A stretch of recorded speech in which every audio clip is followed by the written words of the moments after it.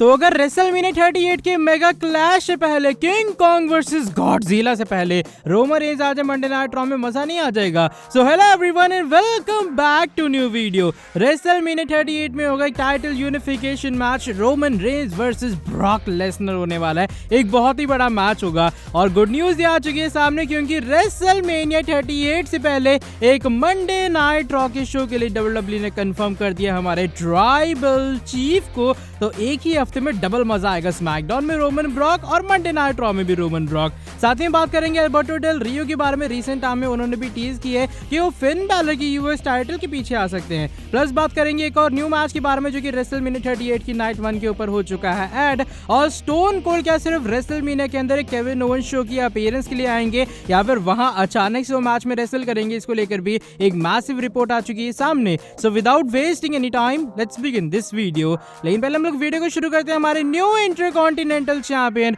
The one and only Ricochet के साथ में। रिकोशे ने रिसेंटली हुए स्मैकडाउन के शो में जीत ली इंटरकॉन्टिनेंटल टाइटल और डेफिनेटली बहुत ही अच्छी न्यूज है सभी सुपरस्टार्स के लिए कि भैया WWE अब फाइनली भरोसा कर रही है कि अपने फ्यूचर टैलेंट्स के ऊपर और उन पे इन्वेस्ट करना चाह रही है। ये वो रीजन है रिकोशे के ऊपर उन्होंने भरोसा दिखाया और उनके पास आ चुकी है आईसी टाइटल। लेकिन इंटरकॉन्टिनेंटल चैंपियन बनने के बाद रिकोशे ने एक अलग तरह का रिकॉर्ड, एक अलग तरह की अचीवमेंट हासिल कर ली WWE में और मुझे नहीं लगता कि इन फ्यूचर इस रिकॉर्ड, इस अचीवमेंट को कोई भी तोड़ पाएगा, क्योंकि एक तरह के रिकोशे बन चुके हैं WWE हिस्ट्री के अंदर पहले mid card grand slam champion. मेरा mid card grand slam champion कहने का मतलब ये कि NXT, मंडे नाइट रॉ और स्मैकडाउन तीनों की जो मेल की मिड कार्ड वाली टाइटल है वो तीनों की तीनों रिकोशे ने होल्ड करके रखी है। रिकोशे पहले रह चुके हैं NXT नॉर्थ अमेरिकन चैंपियन, उसके बाद वो आए मंडे नाइट रॉ के एपिसोड के अंदर और मंडे नाइट रॉ में आने के बाद, मेन रोस्टर में आने के बाद रिकोशे एक बार यूनाइटेड स्टेट्स चैंपियन भी रह चुके हैं। और रिसेंटली हुए स्मैकडाउन के शो में रिकोशे ने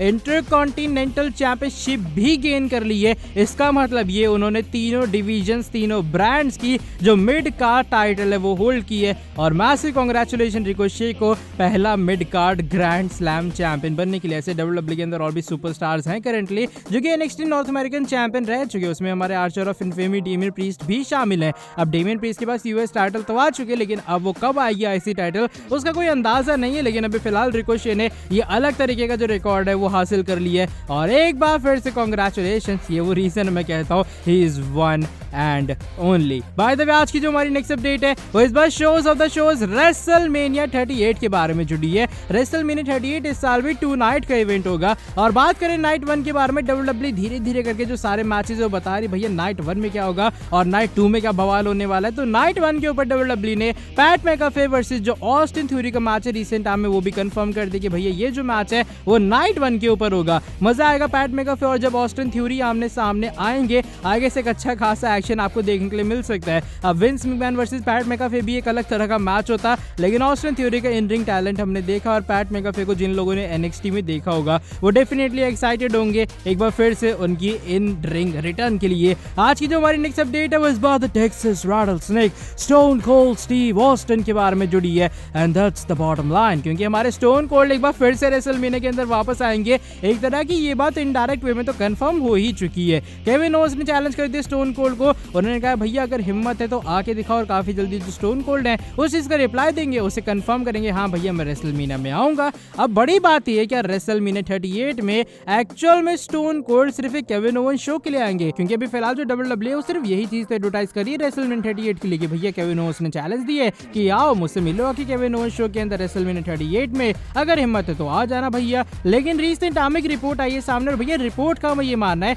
अभी फिलहाल जो WWE है वो स्टोन कोल्ड को ट्राई कर रही है रेसल करवाने का रेसलमेनिया 38 में, लेकिन अभी तक स्टोन कोल्ड ने उस बात से एग्री नहीं की है। ऑफ कोर्स रेसलमेनिया 38 इतना ज्यादा बड़ा होने वाला है वो डैलस टेक्सास में होगा जो कि हमारे टेक्सास रैटलस्नेक का होम टाउन है। तो WWE का यहाँ पर पूरे तरीके से ट्राई ये है कि जस्ट केविन ओवेंस शो ना हो, वहां पर स्टोन कोल्ड आएंगे, सभी जानते क्या होगा। थोड़ी देर तक दोनों के बीच में बहस चलने वाली है, यहाँ पर जो टेक्सास की बेइज्जती है लगातार हमें केविन ओवेंस करते हुए नजर आएंगे। आखिर में स्टनर आएगा, बियर्स आएंगे, उछाली जाएगी केविन ओवेंस के ऊपर और स्टोन कोल्ड अपने पूरे स्टाइल के अंदर अंदाज में रेसलमेनिया 38 का जो केविन ओवेंस शो है वो एंड करते हुए नजर आएंगे। तो ये चीजें तो होगी प्रेडिक्टेबल, फिर भी मजा आएगा। मैं ये नहीं कह रहा कि मजा नहीं आने वाला, लेकिन WWE ट्राई कर रही है कि काश स्टोन कोल्ड जस्ट एक अपीयरेंस, जस्ट एक स्टनर के अलावा और कुछ बड़ी चीजें करे रेसलमेनिया में। ओवरऑल मेरे कहने कहने का मतलब ये है कि स्टिल WWE ट्राई कर रही है कि काश स्टोन कोल्ड रेसल करें रेसलमेनिया 38 के अंदर। अब देखिए ये चीज हो पाती है या फिर नहीं, काफी लोग का ये भी मानना है, जैसे आपको याद हो कि द रॉक वापस आए थे रेसलमेनिया 32 में, उन्होंने एक शॉर्ट मैच में आके कम्पीट किया था, वहां पे उन्होंने एरिक रोवन को आई गेस काफी कुछ ना चंद सेकंड के अंदर ही हरा दिया था। तो यहाँ पर WWE के साथ ये भी ट्राई हो सकता है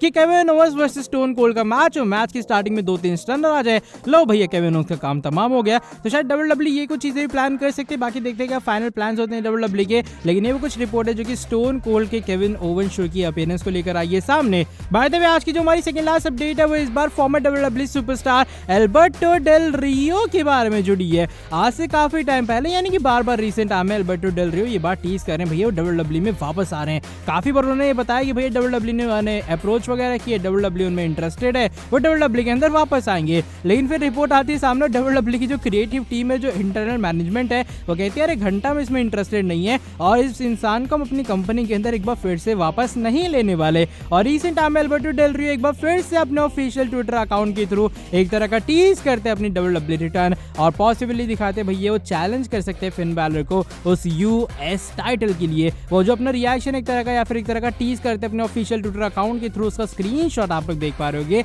वो अपनी फोटो पोस्ट करते जब वो WWE के अंदर यूनाइटेड स्टेट्स चैंपियन थे और ऊपर जो आंख मारने वाला इमोजी है वो साथ में डालते हुए नजर आते हैं। और जो रिपोर्ट्स आई सामने, जो यहाँ पर जो वेबसाइट्स वगैरह वो ये बात रिपोर्ट कर रही है भैया पॉसिबल हिंट है कि कहना चाह रहे हैं हमारे एल्बर्टो डेल रियो मैं WWE के अंदर वापस आऊंगा और फिन बैलर को आके चैलेंज करूंगा उस यूएस टाइटल के लिए। अब मुझे नहीं ऐसा लगता कि भाई इस चीज की एक्चुअल में कोई रियल पॉसिबिलिटी है, जिससे मैंने वीडियो के पहले भी कहा कि भैया एल्बर्टो डेल रियो ने पहली बार नहीं बल्कि ऐसा बहुत बार कर चुके कि मैं WWE में वापस आ रहा हूँ, अरे देखो मैं हाइप हूँ भैया, मैं WWE चैंपियन बनूंगा, मैं फलाना चैंपियन बनूंगा। लेकिन अभी तक घंटा ऐसा कुछ हो नहीं पाया। तो देखते क्या आने वाले टाइम में ये भी जस्ट एक तरह की फेक हाइप क्रिएट करना, एक फेक टीज है, या फिर एक्चुअल में एल्बर्टो डेल रियो एक बार फिर से वापस आते हैं और एक बार फिर से आगे चैलेंज करते हैं फिन बैलर को यूएस टाइटल के लिए। बाय द वे आज की जो हमारी नेक्स्ट एंड फाइनल अपडेट है वो इस बार रेसलमेनिया 38 के बारे में जुड़ी है और ये जुड़ी है हमारे tribal chief universal champion head of the table Roman Reigns के बारे में। और अगर मैं कहूं कि आपको रेसलमेनिया 38 से जस्ट एक हफ्ता पहले जो कि गो होम एडिशन होगा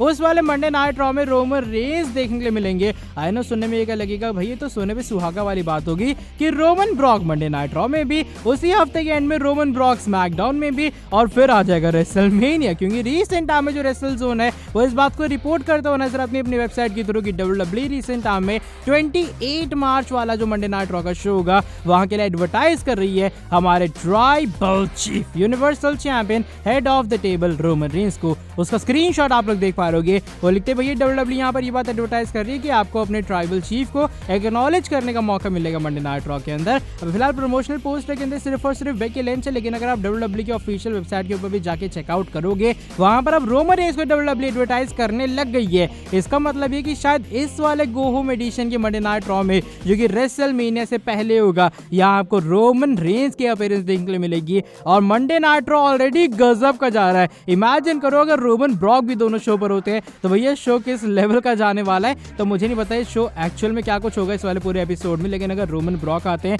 वो भी रेसलमेनिया से पहले तो भाई मैं तो भी से हाइप गो होम एडिशन के लिए। और बात रही फ्राइडे नाइट स्मैकडाउन के शो के बारे में तो वहां पर ये दोनों तो आने वाले, क्योंकि भैया फॉक्स तो चाहती कि रोमन ब्रॉक उनके शो पर रहे। लेकिन मंडे नाइट रॉ में आना मेरे हिसाब से WWE का एक बहुत अच्छा खासा डिसीजन होने वाला है और इससे WWE ये टाइटल यूनिफिकेशन मैच जिन्हें वो कह रही है biggest match of all time actual में उसे तगड़े वे में हाइप करने वाली है। बाय द वे आज की हमारी ये वाली वीडियो बस यहीं तक थी। अगर ये वाली वीडियो पसंद आई है तो फटाफट से नीचे वीडियो को लाइक कर देना। साथ ही में जो लोग चैनल के ऊपर न्यू है सब्सक्राइब नहीं किया तो क्या कर रहे हो, सब्सक्राइब करो चैनल को और बेल नोटिफिकेशन को कर देना ऑन। मिलता हूं आपसे आके नेक्स्ट वीडियो के अंदर बहुत ही ज्यादा जल्दी। Till then bye bye, take care.